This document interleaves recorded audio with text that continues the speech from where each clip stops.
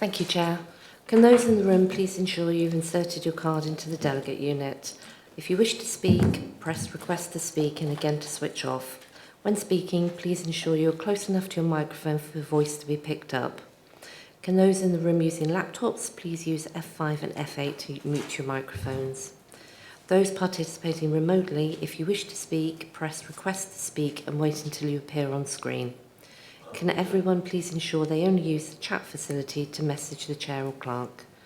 If you have technical issues, please text 07385 370069 and we will contact IT for assistance. If a member declares an interest, they need to leave the meeting prior to consideration of that item. For those participating remotely, you'll be sent a message advising when you can rejoin the meeting. The meeting will be recorded as well as live streamed, so available on the Council's YouTube channel. The meeting is now being recorded, so I'll take the sederent at the Employee Issues Forum on the 14th of November 2023. I've noted we have Councillors Anderson and Brogan present. Councillor Buchanan? No. Councillor Conbury is present and Councillor Cowie. Councillor Gray? No. Councillor Handybode is present and Councillor Loudon. Councillor Nelson? No. And Councillor Robb is present. We also have a number of councillor officers present. Thank you, Chair. Thank you, Helen. Moving on to agenda item 1, declaration of interest. Has MD got any declaration? No. Moving on to agenda item 2, minutes of the meeting of the Employee Issue Forum held on the 15th of August 2023, and it's pages 3 to 4 in your agenda pack. Can I just move this minute as a correct record? Agreed. Has anybody got any questions on the minute? No? No? Great. Moving on, items for consideration. Agenda item 3, Council-wide workforce monitoring, July to September 2023, and it's in pages 5 to 26. And can I ask Elaine Maxwell to come in and speak in this report, please? Thank you, Chair. As you say, this is the Council-wide workforce monitoring report for the period of July to September of this year, and provides the usual rundown employment information that's prepared by personnel for this forum. You'll see at Appendix 4 the absence rate for the Council as at September 2023 is 5.3%, and you'll see in Appendix 1 there's a breakdown in terms of this percentage. It does represent an increase of 1.2% when we compare ourselves to the month before, but it has decreased by 0.1% when we compare ourselves to September 2022. Looking then at the projected annual average for the Council for the financial year of 23-24 is sitting at 5.5%. What we can certainly see, again, when we compare our statistics to the same period last year, that psychological and musculoskeletal conditions are the main reasons for absences, and you'll see that in Appendix 8 in terms of that breakdown, in terms of the movement against each of the categories. Looking then at Section 5 in relation to occupational health for the period, there you'll see that there were 331 employees referred for a medical examination, which is an increase of 1 when we compare again to the same period of last year. It moves on to show that there was 514 employees attended physiotherapy, and that shows an increase of 75, again looking at the same period, and that's quite consistent when we've looked at some of the reports for each of the resources across the Council for the same period. There seems to be that increase in terms of physio. Then looking at employee support, there was 397 employees referred to the employee support officer, which showed a slight decrease of 13 when we were looking at the same period last year. But members may be aware that we've relaunched our employee assistance programme, so we're doing quite a piece of work in the background in terms of employee assistance and a refocus of the supports that are available from there. 147 employees were referred to PAM Assist Counselling, and that shows that increase. So hopefully in terms of that relaunch, we're seeing some of those figures coming through. And again, you'll see that personal reasons account for the majority of the referrals made. One of the things that we can certainly add is we've now got a new facility in terms of managers making referrals for the employee assistance programme that can be directly to that programme as well. And there's quite a number of new incentives within there, and we also have the ability now that our trade union representatives can again make a referral directly to PAM Assist as well. So we're trying to do lots of different things, may not necessarily reflect in these figures, but lots of work on the background there. Section 6 goes on to detail the accidents and incidents, and we'll see that there was 315, which is a decrease of 64 when we look at the same period of last year, which is always good to see. Section 7 details the 36 disciplinary hearings held across resources, which is a slight increase of 3 when we look at the same period of last year. And you'll see then the breakdown in terms of how that's broken out in terms of appeals, grievances, dignity at work, and the one referral that was made for mediation. Section 8 talks about analysis of leavers and exit interviews, and we can see that the labour turnover for the council as at September was 1.4%. And again, we can see that there was 212 employees that have left the council that were eligible for an exit interview. With 73 exit interviews taking place. I know that's always a kind of contentious one where there's a bit of focus on, you know, is it up or is it down? But you do know that obviously it is voluntary, but we actually absolutely try and encourage people to participate in that. Moving on, obviously Section 9 details the recruitment information, the recruitment monitoring information for the period, which is detailed in Appendix 14. And obviously you can see, again, still quite a considerable number of application forms being received by the council, and obviously they're broken down in terms of the different categories there. The staffing watch at point 10 shows that there was a slight an increase of 174 employees in post at June, and that's comparing it to March. And again, the details of the staffing watch are contained within Appendix 15. And members will be aware probably around that time, it's generally around a seasonal intake in terms of showing that difference at that point in time. And with that, there's probably no other points I would refer the forum to, but I would just ask you, take you back to Section 2 and ask the forum to approve the position for the period July to September 23 and the information be noted. Thank you. Thanks, Elaine, and thanks for that very detailed report and obviously the update about what's going on in the background. Can I just ask for the recommendation on page 5 to be agreed? Oh, sorry, we've got a question here. Sorry, John. Sorry. Yeah, I've got a couple of points here. Just on page 6. This is happening this morning, isn't it? My computer. I may get droned out.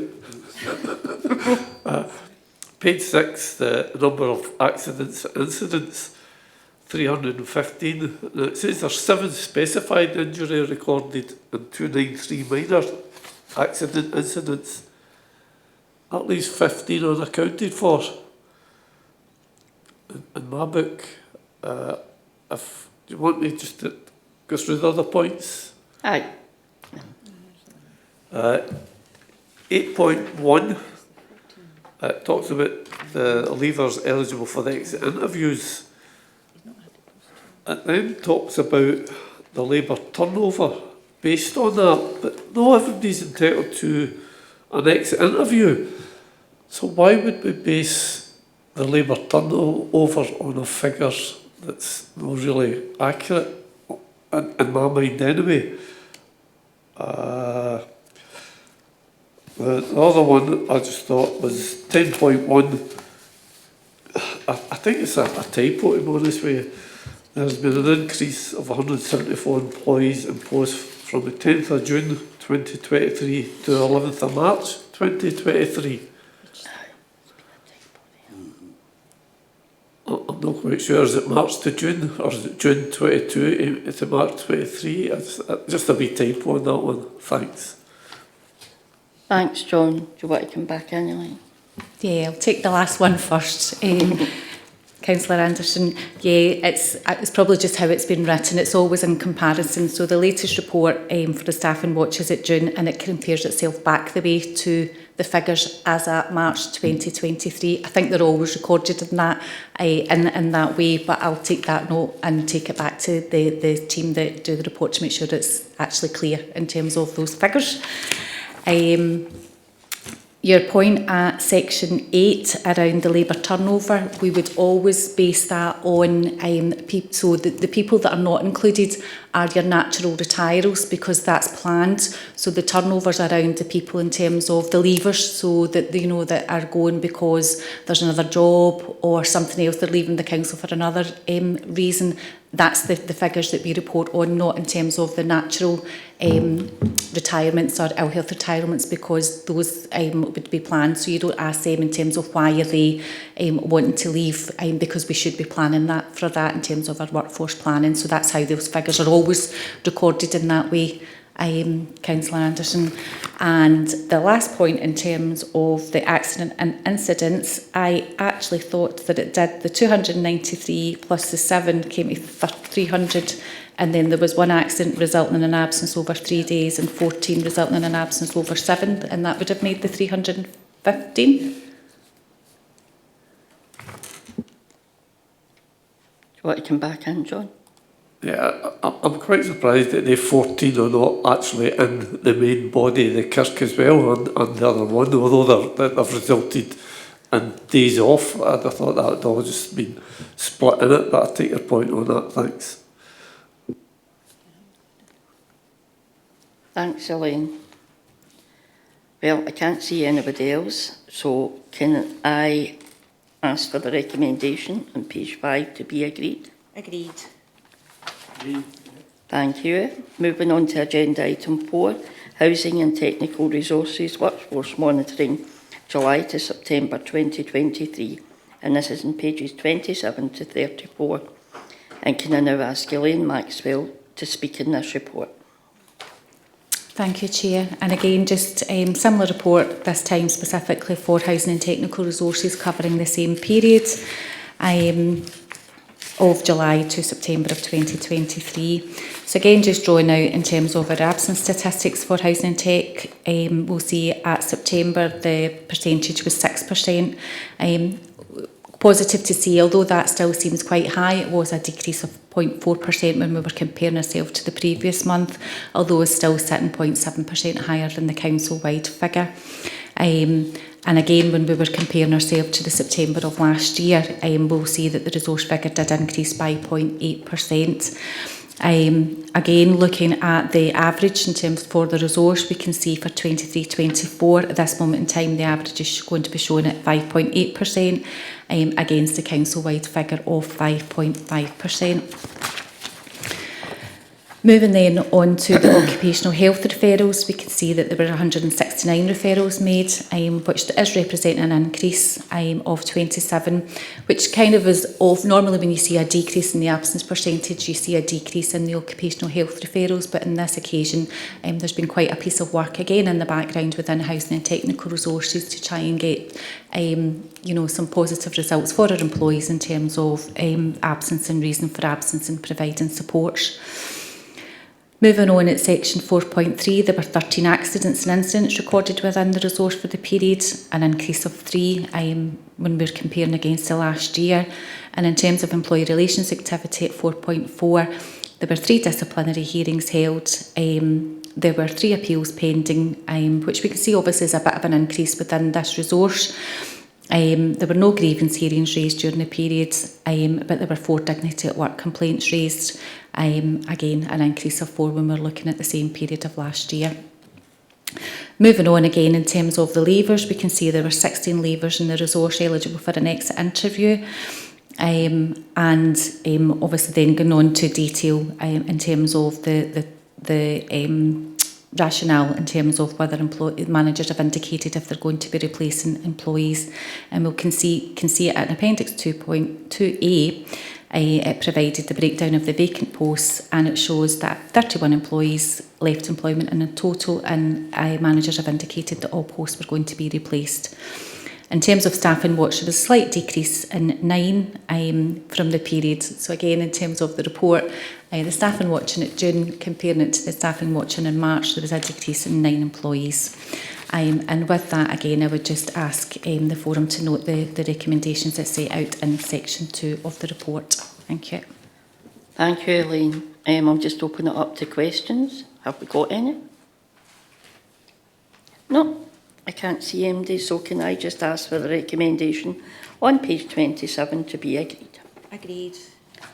Thank you. Moving on to agenda item 5, Housing Service Employee Wellbeing. And I'm going to ask Julie Neville, Housing Service Manager, and Lynn Hayes, Performance and Support Advisor, to speak in this report.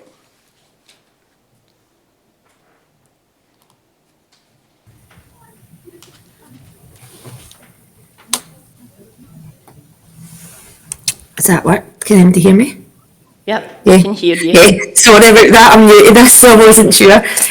Thank you, Chair. Good afternoon, everybody. This is a report on the Health and Wellbeing Group that has been introduced into Housing Services. So it's just to give a bit of background to what it is. Section 3 details the background. So as commitment to the staff within Housing Services, we introduced a Health and Wellbeing Working Group. It was introduced initially in 2019 and it was from feedback from employees. However, it did quickly evolve past that to managing change, and it became really up there at the COVID pandemic. And what we started to do was to make sure that the staff had the support during that time. However, due to the success of the group, it was agreed that it would continue on past that. And throughout the years, the group has continued to develop. So section 4 of the report is the actual purpose and the outcomes. So as I've said, it was initially introduced in 2019 and it has been further developed. It is jointly chaired by myself and Julie Neville, who you have mentioned, and what it does, it consists of representatives from all different areas within Housing Services. We meet on an 8-weekly basis and we tend to discuss any available opportunities and take forward any actions that the employees are wanting to raise.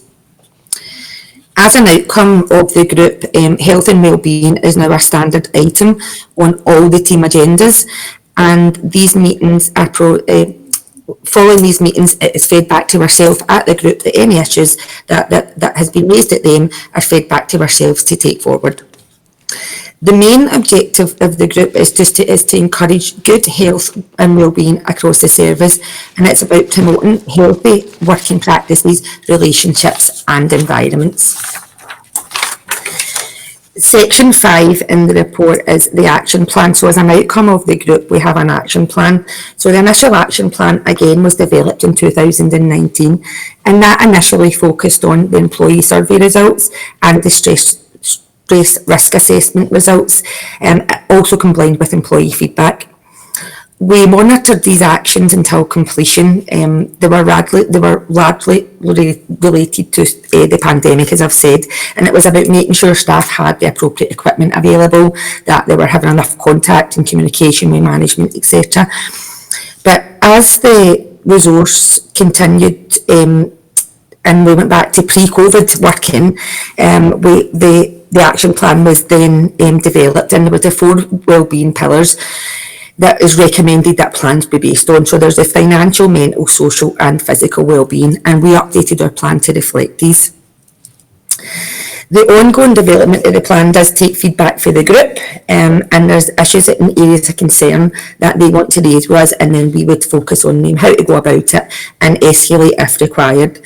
Some examples of that, which in the plan just now, include the 4-day working week that's been introduced, staff turnover, malicious reporting, and the new home project, which is the new IT system that's being brought into Housing and Technical Resources at this minute. There's also an appendix to the plan, and what that does is it signposts staff to any other advice and support that is available council-wide. There has been some successful outcomes so far from the plan. For instance, there was call handlers were receiving abusive calls, and on the back of that being reported at our group, we introduced the recording of calls at the virtual call centre, and that was implemented in July 2022. And there's also been ongoing work around our WOW awards and linking it to team building events across the divisions. So there's nothing really else in the report for me to highlight. We're just asking that the forum note the information in the report and the good work that is done by the group, and would welcome any questions. Thanks, Lynn, and thanks very much for the report. It's good to see that the employees have been offered, a lot of support and help. Is there any questions? Councillor Robb. Hiya, and congratulations on your work to make a difference to the staff health and wellbeing. I was interested in this, and thanks for putting it on the agenda. I'd raised it previously.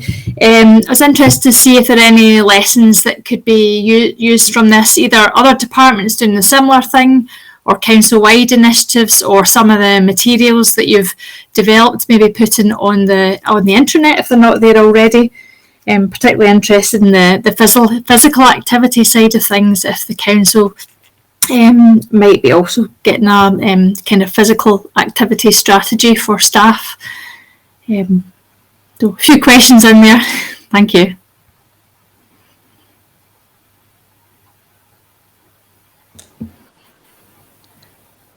Thank you, Councillor Robb. Lynn, do you want to come back in? That's okay. Oh, Julie, sorry. It's all right. It's okay. I was just going to say that we're happy to share, anything that we've done in relation to drawing up our action plan. And obviously, if there was any suggestions come out of our meetings with our representatives from all the offices, that things to do with physical health as well as mental health would definitely be welcomed. But no, we'd be happy to share anything with other resources if they wanted to look at that. Thank you, Julie. Can I ask Elaine to come in? Yeah, thank you. Just again, probably taking on from there, obviously the 4 pillars that are contained within the report, the housing and technical resources work from. Certainly the main driver for a lot of the information, albeit that the resource does fantastic work around, making it very bespoke for the resource, but the information certainly is contained and is focused from the employee wellbeing support team. So I think I'd mentioned earlier that we've done the relaunch of the employee assistance programme, and I would absolutely encourage everybody to go on and see what's available in terms of that app. The physical activity, so there's actually exercises, there's a lot of information on there that we would encourage and we would signpost our employees to do. We've actually doing quite a bit of activity recently, whether it be about the physical or indeed also around mental health awareness and mental wellbeing for our employees. There's a lot of information contained within that employee assistance app, and again would encourage everybody to look at that.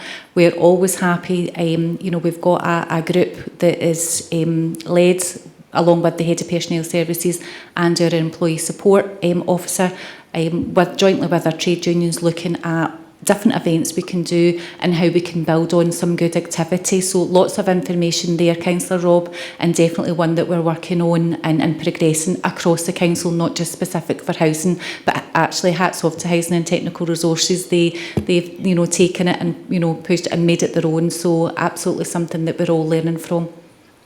Okay. That's great. Elaine. Thank you.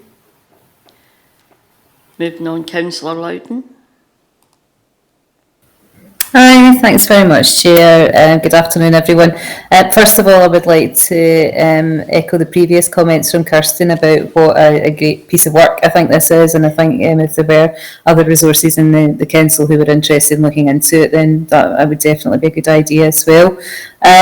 It's just a brief question. I know that it says in the report that there are representatives from all teams who attend. I just wondered if there'd been any sort of overview of what that looks like in terms of the actual representatives that go then, just in terms of where they are, maybe at different points in the salary scale or across gender, or maybe location in terms of where they work as well, if they're rural or urban. I wondered if you had any idea of what that looks like just now, and maybe as this develops, are there any plans to sort of look at that just to make sure the representation is covering some of these aspects as well for people. Thank you, Councillor Loudon. Can I ask Julie Neville to come back in on that, please? Yes, so what we have is representatives from all the 4 divisions for the housing offices, and we also have representatives from sheltered housing and central homelessness team. So, and they're all grades, so it's housing assistant, housing officers, team leaders and managers that are all represented from the offices. Trade unions also attend it, so there's always a trade union representative there, and it's all genders as well, so everybody's included and welcome to join us. Thanks very much, Julie. Thank you, Julie. I don't see any other questions, so can I ask for the recommendation on page 35 to be agreed? Agreed. Thanking you. Moving on, agenda item number 6, urgent business, which I have none of. And I will now close the meeting. And just before we go, to wish everybody a good Christmas and New Year. Seems a bit early, but we'll not see each other to March. So have a good holiday. Thank you.